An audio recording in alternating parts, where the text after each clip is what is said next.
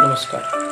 पूजन, अर्चन, साधना, अनुष्ठान हे करत असताना कोणते आसन घेऊ नये किंवा कशावर बसू नये. शास्त्र सांगते, काष्ठासने व्याधिभयम, पाषाणे हानिरेवच, वस्त्रासने वृथा पूजा, धरण्याम निधानो भवेत. अर्थात काष्ठ म्हणजे लाकडी आसन घेतल्यास व्याधी आणि भय प्राप्त होऊ शकते.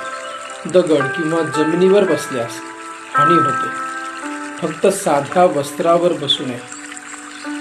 आसन घेत असताना, आसन टाकत असताना आसनाचा जो दशाचा भाग असेल किंवा ज्या ठिकाणी ग्रंथी असेल असा भाग दक्षिण उत्तर ठेवावा. अशा प्रकारचे आसन घेऊन आपण पूजा, साधना, अनुष्ठान इत्यादी करावे, जेणेकरून ते आपल्याला फलप्रद ठरू शकेल. धन्यवाद.